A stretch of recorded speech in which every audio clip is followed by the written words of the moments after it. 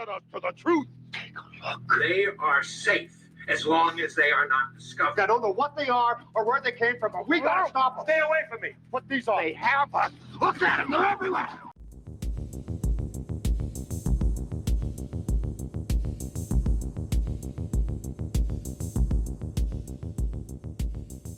Hey guys, I'm Kevin. I'm Jake. And this is Movie Matters. Today we're talking about the 1988 John Carpenter film, They Live. Continuing with our horror month of October with all John Carpenter films. This one obviously fits the mold. It is not scary, though. No. Yeah, it's like not a horror movie really at all. It's more of like a thriller, I'd say. Yeah. This is your first time seeing it, right, Jake? Yep. Yeah. What'd you think? I liked it. It's kind of unhinged, but like in a really fun way. Yeah. And like, yeah, I like that it kind of takes serious subject matter, but really makes it like fun. Yeah. And interesting. Like, Definitely. doesn't take itself too seriously, so. Yeah. It's it's not a very serious film, but yet it is. It's cool. So I've seen this movie before, but it was relatively recent that I watched it. Less than a year ago, probably. But the first time I watched it, I enjoyed it. I actually enjoyed it even more my second viewing, which I just did. Yeah, it's really good. It's not an amazing movie. I don't think it's Carpenter's best movie.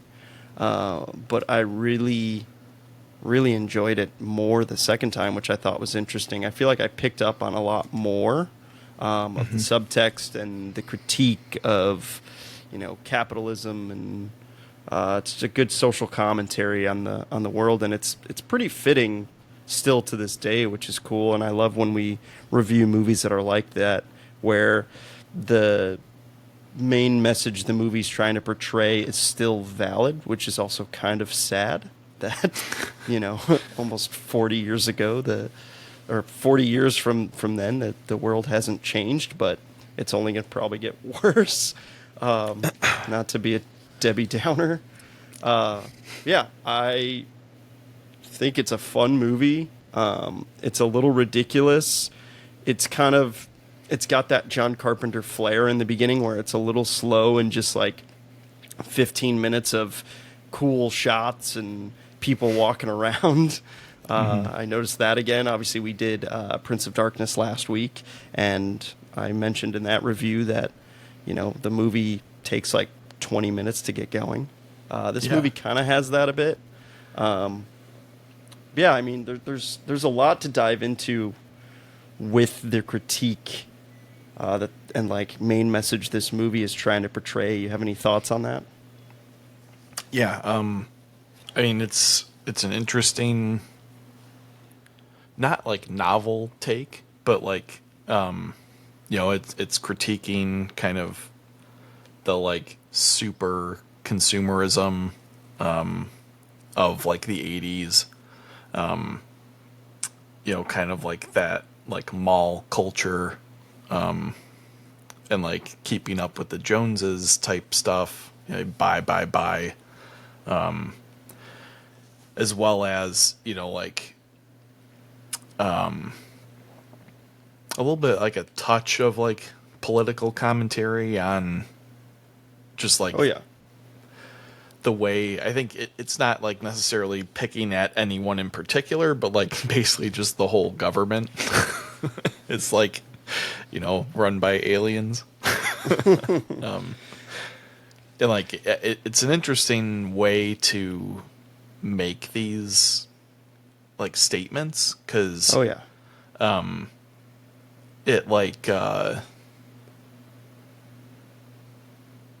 instead of just like being, I mean, like the consumerism kind of and like propagandist kind of things are like pretty obvious, because when he puts the glasses on, all the signage basically transforms into like pretty clear, messages like obey Yeah. watch TV and do nothing and like stuff Yeah. like that. But like the way that the people are portrayed that are like behind this is like super cool, and I think the most interesting part of it, because they're not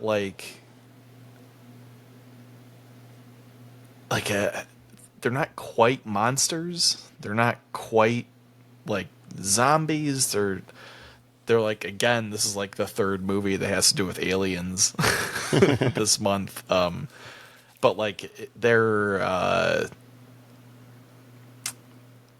I don't know, like partially humanized, but then like also othered.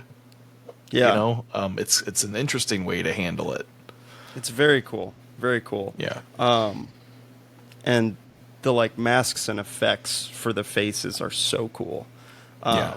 Yeah, like you said, it's a very original. Again, we kind of mentioned it in Prince of Darkness and how Carpenter wanted to kind of reinvigorate the genre of horror and kind of change things and be a pioneer. And I feel like this movie is 100% that. It's just so original, and even though it's based on a short story, it's very original. It's very allegorical. It's I don't know. It's just super well done. Apparently, it's a critique on Reaganomics of the '80s, which is what I read. And you know, it's all about consumerism and the media controlling society, and how everyone, you know, how the rich are basically in control of everything, and capitalism. And there's a small detail of like climate change in it, which is interesting. It's very ahead of its time for the 80s, in my opinion. But I feel like the 80s is when, like you said, like all of these things are still like at the forefront of all of our political discussion right now. So yeah, it's like very like prophetic in a lot of ways, I'd say. Yeah. In the 80s, you know, I saw one of my buddies sent me an interview with Jerry Seinfeld, and he was saying how money wasn't everything back in like the 70s. It was about your job and how cool it was. It wasn't about how much money you made. And in the 80s, people just like average Joes started making a lot of money. And that's kind of when everything changed and it all became about money, is what he said, which is a very interesting point. And I feel like it definitely ties into this movie with it being in the late 80s and, you know, the rich controlling everything, and the rich having this secret society, and they're all aliens and want to take over the world and make everyone obey and follow their orders, which is it's just great. It's so cool. Yeah. This movie didn't make a ton of money, just like all of his other movies for the most part. It's very similar to Prince of Darkness, where it was like a $4 million budget for this. It made about 13 million, almost 14 million at the box office. But it opened at number 1, so it wasn't considered a failure, so that was good. John Carpenter was surprised that it opened at number 1. It's kind of ironic because it was originally scheduled for an October 21st, 1988 review, which we're actually we're going to be past there when this comes out, which is pretty cool. But the film was moved to November 4th to avoid competition with Halloween 4, The Return of Michael Myers. And oddly enough, John Carpenter had been a co-writer and producer on the, first 3 Halloween movies. Obviously, he directed the first one, but he didn't have anything to do with the 4th one. So pretty interesting that his, legacy film had, its sequel was in competition with this film. Yeah. Pretty interesting. But another reason for the move was to capitalize on the November 8th election of that year, which is also kind of fitting for us right now. So pretty interesting. Yeah, there's just, the film's social commentary. It was just like a perfect release, and I think that's why it opened at number 1 and did decently well. Yeah, he said, he's even said this movie is about yuppies and Reaganomics and unrestrained capitalism and class divide, which it's interesting to see these aliens among other people. Like in like the news station and in the grocery stores, and you've got these people with, that are with when he's got the glasses on that sees these aliens. You've got the aliens, and then you've got standard people. It's just, I don't know, it's interesting, and it's class divide, like he says. And I love the whole device of they've all got these wristwatches on that are like Rolexes, and they're super like, shiny and gold and silver, and that's what they use to communicate with each other, and that's how they like teleport into these like tunnels and stuff. I love that whole plot device. I think that's super, super genius and really, really clever and fun. Yeah, for sure. And like thinking about, obviously we're doing all these Carpenter movies back to back. But I do think it's funny that, last week we watched Prince of Darkness, where like the poor and homeless are actually like the bad guys in the movie. And in this movie, they're like the good guys. I think that's kind of funny. I don't think it has any meaning, but I just thought it was kind of funny. Yeah. I like that, the main character is kind of a homeless drifter, Roddy Piper, who was a wrestler in the 80s. And what's funny is his character never reveals his name. He's revealed as Nada in the credits, which is kind of interesting. And that's a reference to character George Nada in Ray Faraday Nelson's short story 8 o'clock in the morning, which this film is adapted from. He also I liked Roddy Piper in this. I hadn't really seen him in other movies. I don't think he's an amazing actor, but I think he is right for this role in his kind of macho homeless drifter-esque way, which he was homeless at one point in his life, which is pretty interesting. So he has a lot to relate to and pull back on for his acting. Roddy Piper also credits John Carpenter with the migration from wrestler to actor, which is very interesting. He's saying this, he's like the first to do it, which obviously it's very commonplace now. You've got The Rock, you've got John Cena. It's very interesting, especially with the movie being number 1 at the box office and him leading the movie. You've got a relatively unknown in the cinema community, and he does a pretty good job. He also, Vince McMahon, the curator of the WWF, didn't want Roddy Piper to do the film, and he said he could do, he was like, I'll put you in a different film at a pay rate that's better. But Roddy Piper turned him down because he wanted to be in this film and star in a John Carpenter film. And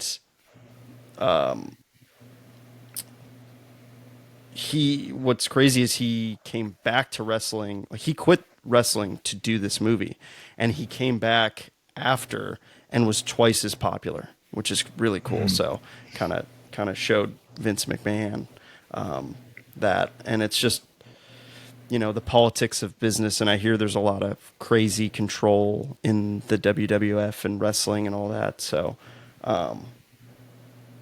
very, very interesting. What do you think of Roddy Piper's acting? Yeah, I think he's good enough. He's got some pretty great lines in the movie. He delivers them, well. But I think part of his inexperience is kind of what makes keep this movie light and fun. So yeah, I think he's a really good choice, like you said, to lead the movie. He definitely fits the role extremely well.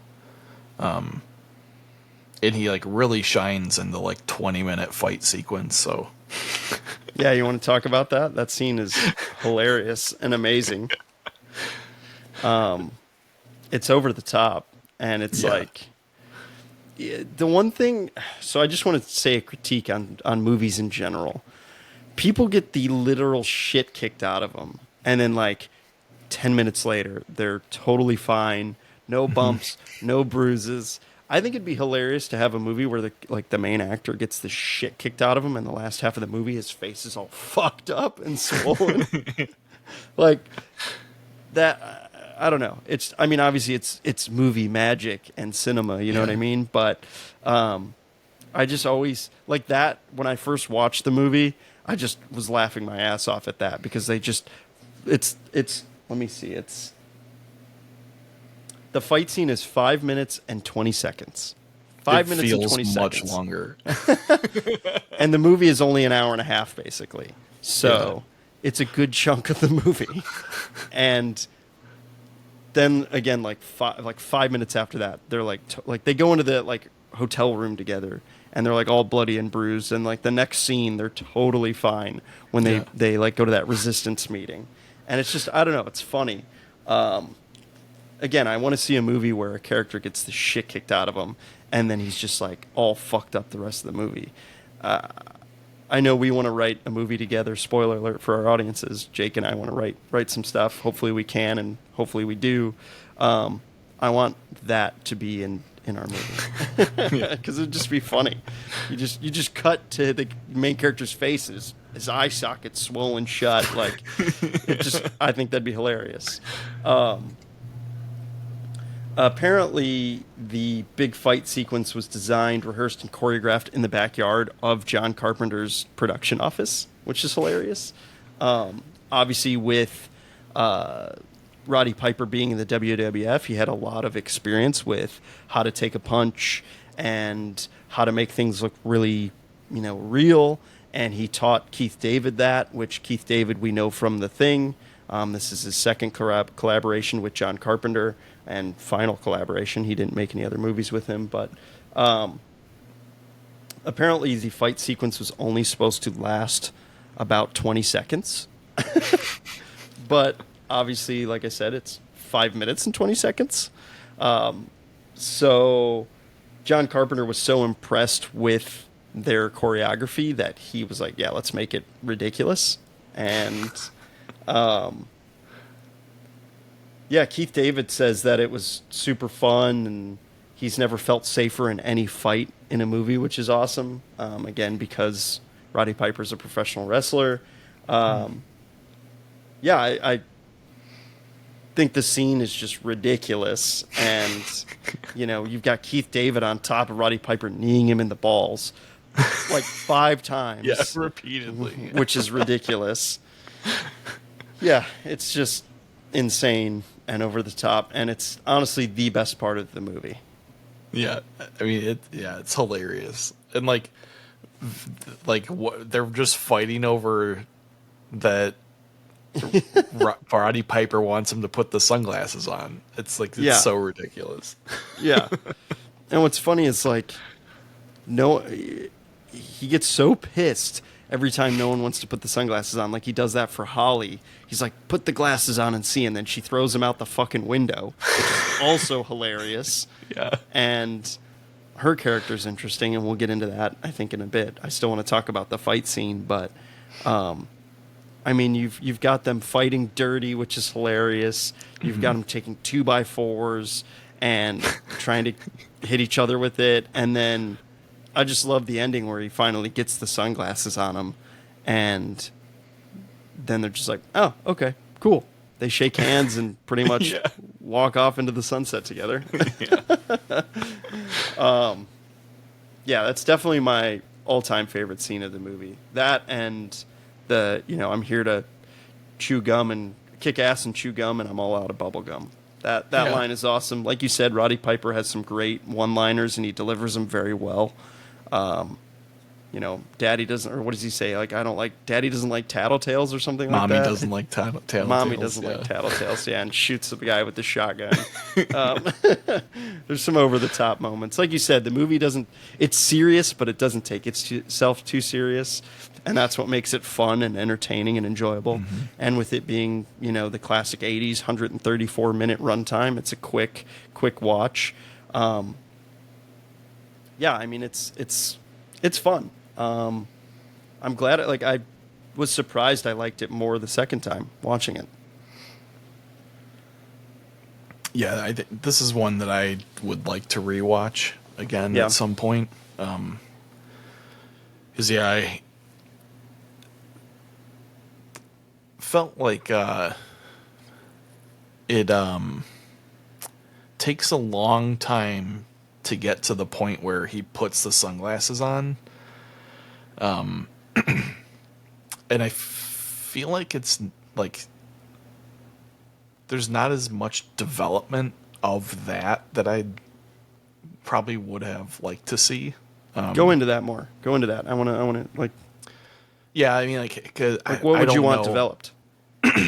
Yeah, I mean, it takes maybe like 30 minutes for him to finally put the sunglasses on.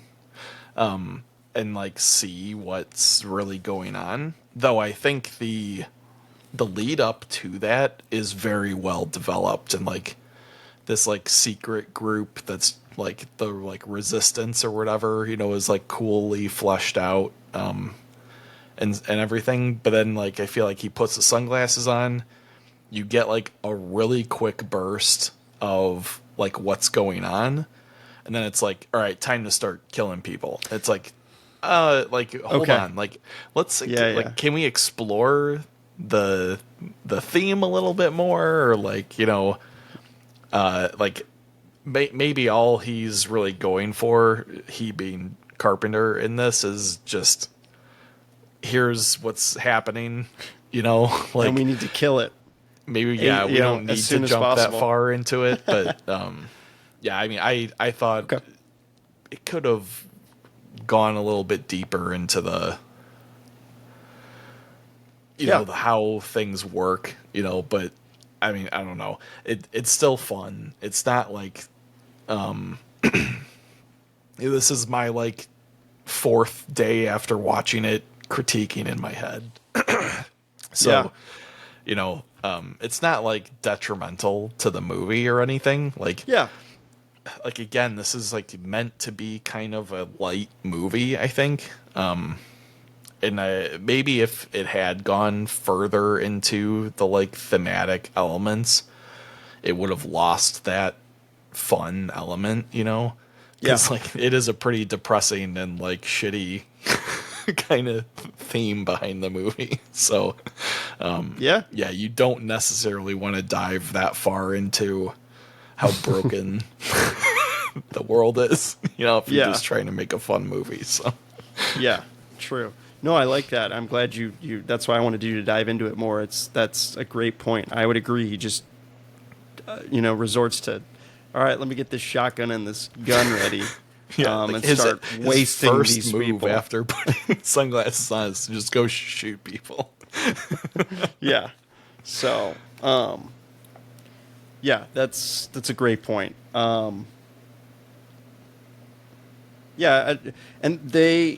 So speaking of that, I mean, they could remake this movie and do more with that, and I think it would still be relevant today, obviously, like we've been saying. So apparently in 2010, a remake was stated to be in development with Carpenter in a producing role. In 2011, Matt Reeves, who we know from the newest Batman movie and Cloverfield and what is it? Let Me In, I believe. He was signed on to direct and write the screenplay, which I think is awesome because I think he's a great director.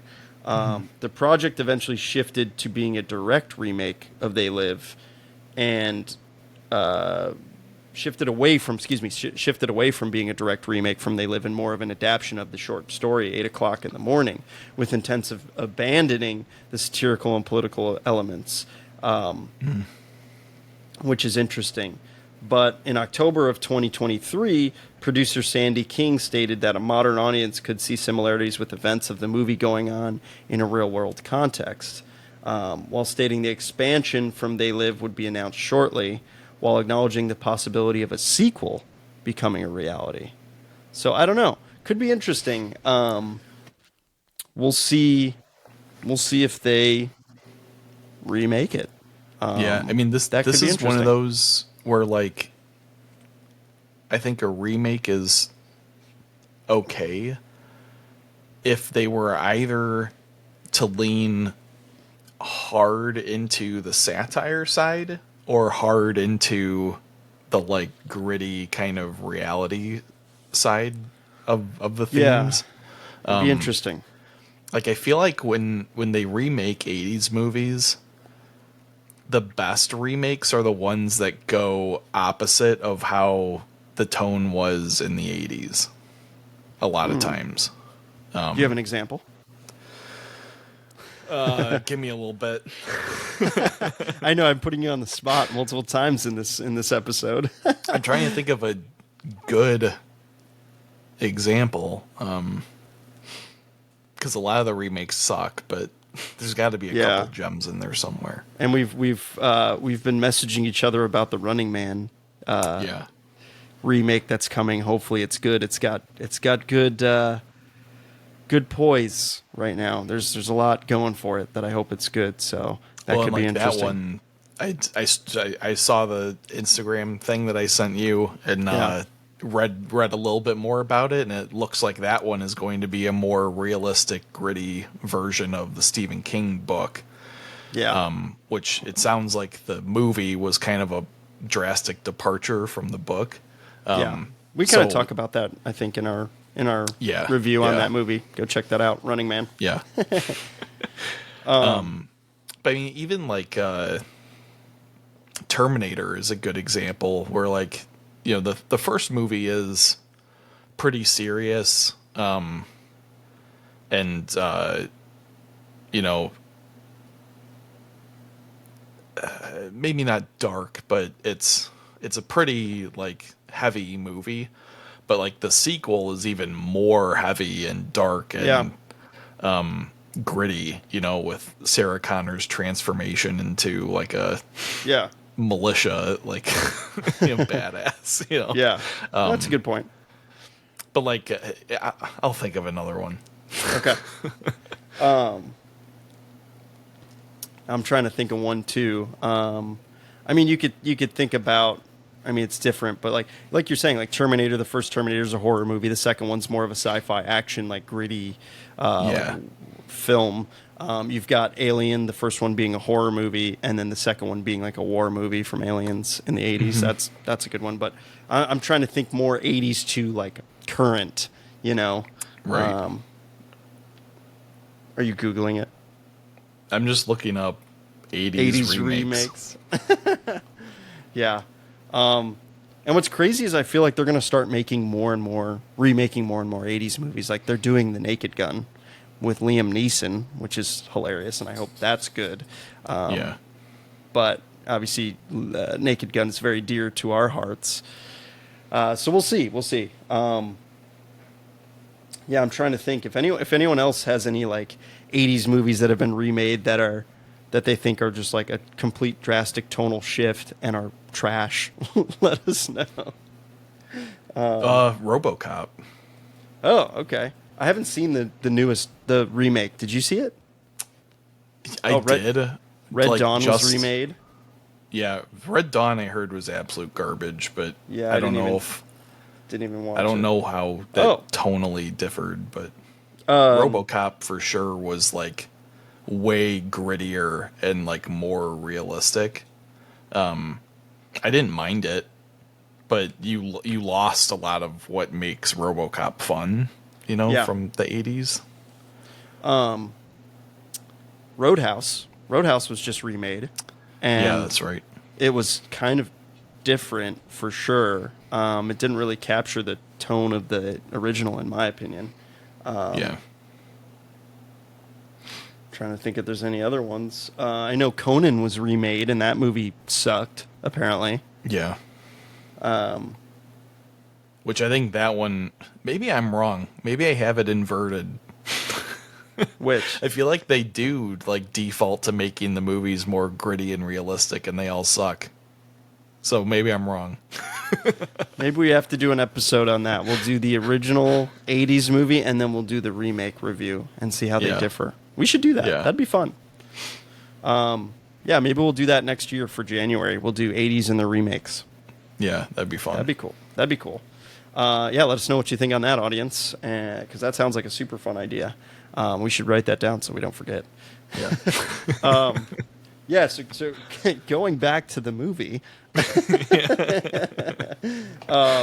I like when they infiltrate the news station. I think that's super cool, and it shows how, the aliens are running the media, and that's why they have all these billboards of obey and all that. The film does reference climate change. I kind of mentioned it in the beginning of this episode. And which you've got that one kind of resistance guy on the TV talking about it, and how the so-called aliens are trying to acclimate the atmosphere to and change things with the atmosphere and with the oxygen and all that stuff. I forget exactly what he says, but it was definitely a very small reference to climate change, which is pretty interesting. Yeah, I liked how one that again it's another transmission thing that like we saw in Prince of Darkness, where they're transmitting the like video feed into people's minds in the past. Yeah, where this one is a like almost like a jamming signal that like makes people not able to see what's really going on, which I think is a super cool concept. Yeah. And then I also loved the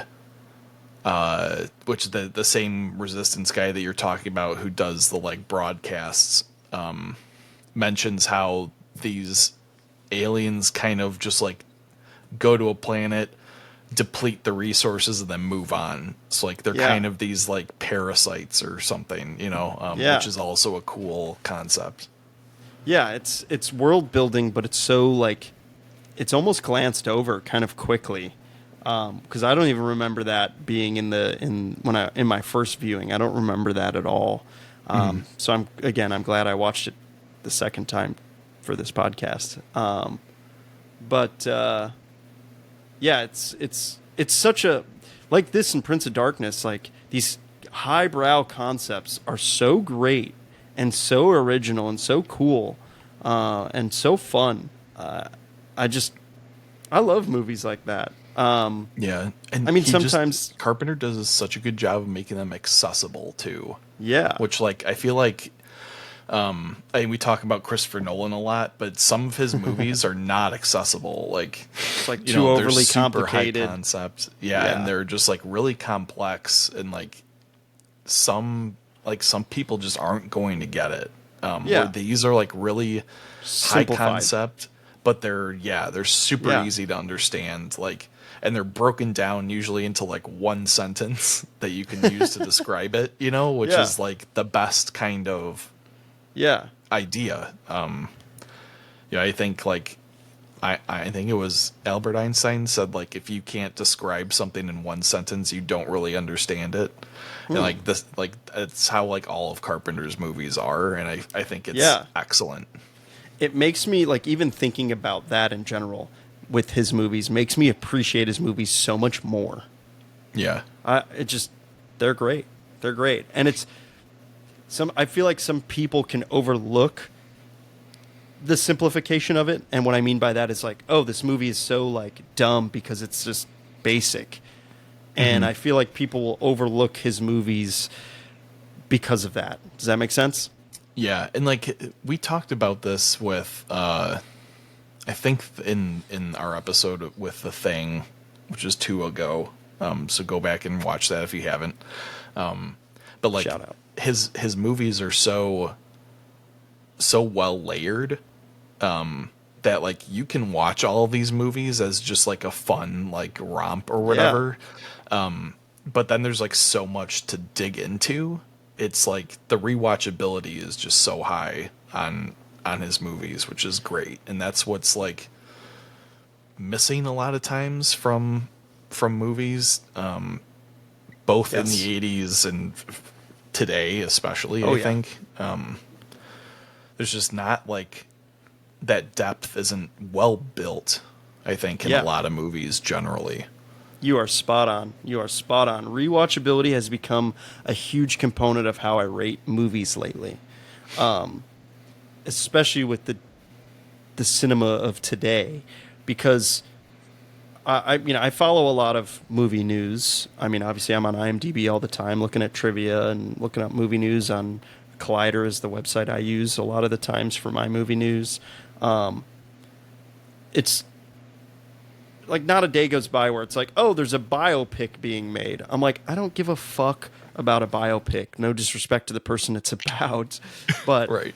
It's like the rewatchability isn't there for me. I kind of, again, going to Christopher Nolan, I know we've talked about him a handful of times recently, and I think again I've been controversial on some of my takes on some of his stuff, but like Oppenheimer, for example, it's a biopic. That movie has zero rewatchability for me. Yeah. Like, I mean, zero rewatchability. Oppenheimer was a super interesting guy, but like once you see the movie, do you ever need to watch it again? Probably not. Yeah. Because there's nothing new to discover, you know? And that's what I think about with these biopics. It's like you watch them once and it's like, okay, that's it. That's all I need. And again, it's like the rewatchability is not there for me. Not that Oppenheimer is a bad movie by any means, or any of these biopics are bad movies by any means, but it's like, cool, you watch it once and it's like, who gives a shit? In my opinion, the movies that are in my hall of fame or like my hall of memories of movies are movies I can watch so many times over that I don't get sick of. And a lot of the movies are 80s Arnold movies, you know, Arnold Schwarzenegger movies, Commando, Running Man, like all those movies just live in my head rent free. And they may not be the best movies ever made, obviously, but the rewatchability is awesome. Yeah. Take that up with some nostalgia, being a kid and watching the movies. There's a lot to kind of dissect in that. And again, I know we're getting off topic here, but it's still on brand for 80s movies, in my opinion. It's just the rewatchability factor for me is huge, and this movie has it, and I like that. And watching it the second time, like I just did, made me realize that even more so. And like you said, for Carpenter's movies, is you can go back and rewatch them and enjoy them more and more, or enjoy them in a different way. And that makes cinema fun. Whether he intended to do that, kind of like what we talked about with The Thing, is up for anyone's debate. But it's still, it's up to interpretation. And, you know, everyone's got their own opinion on cinema. But that's my hot take lately. I mean, what do you think? Well, I mean, like, and we're going to suck up a decent chunk of this episode talking about things that are not related to this movie, but that's okay, because this is a good conversation. Yeah, it's good. I think a lot of the things that are lacking in movies today, like, oddly enough, is story. Like, oh, yeah. You know, a biopic isn't a story.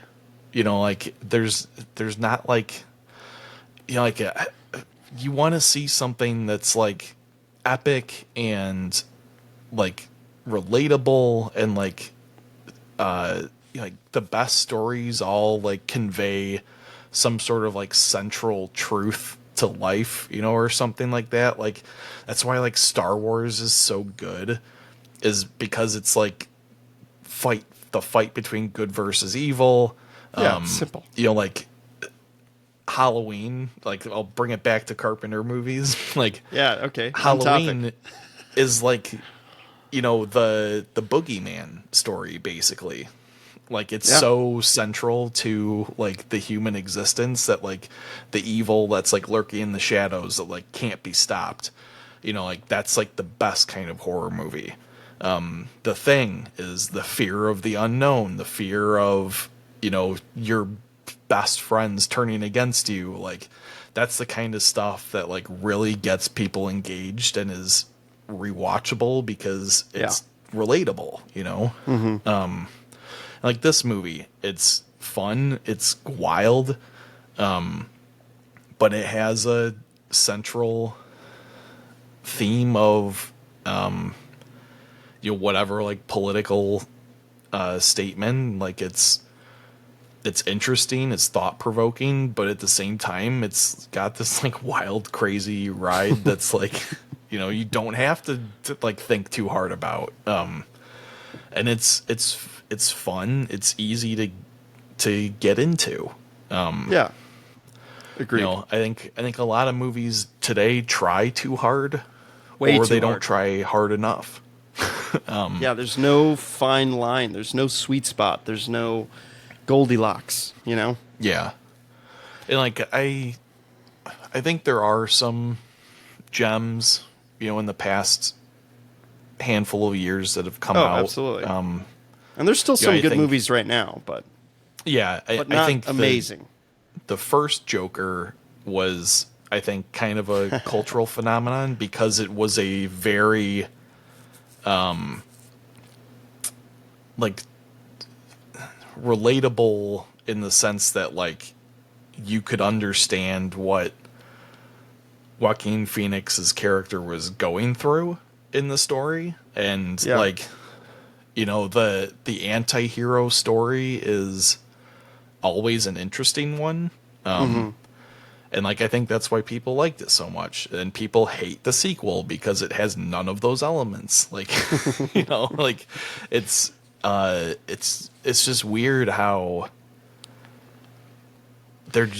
Hollywood seems so bad at like understanding what people want today. Well, and I think you bring up a great point, and I think using Joker and Joker 2 as comparisons is good because Joker 1, which the first Joker, I personally didn't care for it that much, to be honest. I mean, I thought the acting was incredible. I thought the cinematography was awesome. I thought the soundtrack was great. I thought there was a lot of great elements to it, but I didn't enjoy it as much as I wanted to.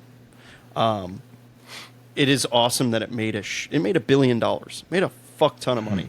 And I remember when that movie came out, Todd Phillips, who in my opinion is not a great director. He's not that great. I mean, he made Old School, which is awesome. He made the first Hangover, which was great. Then he made the other two, which were garbage. He made Due Date, which was okay. He's made a handful of movies that aren't great. So I was hesitant with him being the director in the first place. And I'm pretty sure he went on record saying, "Oh, we're only doing a one-off. I'm only doing this one movie." And what happens? The movie makes $1 billion, and then Warner Brothers, I believe is the studio, shows up on his doorstep with a truckload of money and says, "Make a sequel." How do you say no to that? That also, we could tie it back into this movie. That's capitalism right there, and greed, and corporations running it, and Hollywood running everything, and saying, here's money, go do this. And then he makes a sequel, which I haven't seen the sequel. You haven't either, Jake. I haven't yet. Yeah, I don't plan on seeing it. It's a huge box office disaster, but it's like your first movie made $1 billion on a super small budget. It's like you still made money if you think about it. Like, quit your crying. I mean, obviously they were expecting it to make a ton of money, but it's Hollywood right now. It's like, hey, go make this sequel. Rush it, get it out by this deadline, and hopefully we make a lot of money. And the sequel budget is 10 times the amount of the first one because now you have to pay your talent significantly more because they have a bargaining chip on their shoulder because, hey, I made this movie and we made you this much money, and now I want to be paid this much. That's kind of the I don't want to say, I guess, the disease of Hollywood, if you will. They're just making movies to make money, and that's not how it should be. And this movie could be actually an allegory for that. It's like they're just, which is hilarious. I'm trying to tie our episode into our discourse right now, but Yeah. Well, I mean, it's about pumping out content, not good content. Yes. And like, as long as it makes some amount of money, it's considered a success, which like, yeah. I think the metric is not a great one. Yeah.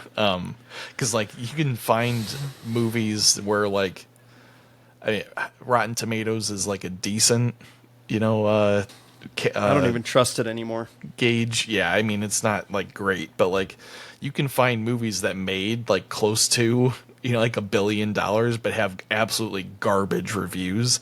Yeah, like the Transformers movies, for example. Yeah, and like most of the movies now are just made for China because they know they're gonna make like $500 million in China no matter what. So like they just don't care anymore. Yeah. I feel like they also don't care about the audience anymore. Yeah. And that's the key aspect of it. And that's, I say what you will about Tom Cruise. I love Tom Cruise. I think he's an awesome actor.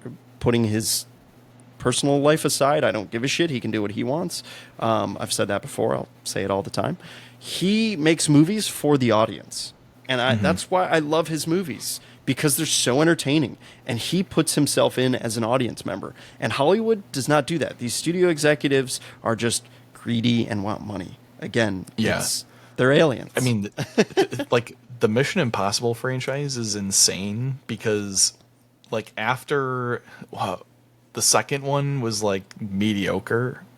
I like but the then second like I know you do, but like a lot of people think it's kind of mediocre compared to I the like first. it because it's goofy. Well, Yeah. And what's funny is I think the first one's the worst one. Controversial take. I agree. Because from the third one on, they just got better and better. Oh, and it's like wild. Like, and Cruise has to be the influence behind that. Oh, because 100%. there's no other franchise. Like Fast and Furious would be like the comparable like extended franchise, and Fast and Furious is just like garbage China movies now, or like all they're only made to make money in China now. Like that's why they keep making those movies. Yeah, 100%. Yeah. Yeah, I mean, we could talk about this all day. I want to get on to the ending of the movie real quick. Yeah. and then we can end this podcast. But I really enjoyed talking about this. I mean, I always do. Yeah. Well, we don't get an outlet for like talking about modern cinema, really. So yeah, I mean, this movie is like a perfect allegory for 100% for the current state of affairs in Hollywood. Yeah, agreed. Okay, so the ending, you get Nada kills. So Holly kills Frank, which is crazy. And you see his death off screen, or his death is off screen. You don't see it because it's off screen. And then he kills Nada kills Holly, and Holly basically kills Nada. But before Nada could die, oh wait, no, the helicopter shoots him. I don't remember. I can't remember either. Either way, he dies. But yeah, he but gets blown before away dying, he shoots the like antenna, the news antenna that like masks the transmission and masks all these aliens. And then you get all these scenes of people being like, "Oh fuck," and seeing all these crazy aliens. And the movie ends with a girl having sex with an alien, and it ends with that, and it's fucking hilarious. Yeah. Like, what's the matter, baby? Classic 80s boobs for no reason. No reason. The movie ends with that. It's hilarious. It's a pretty hilarious ending. And like definitely seals the tone of the movie in a very great way. Yeah, definitely.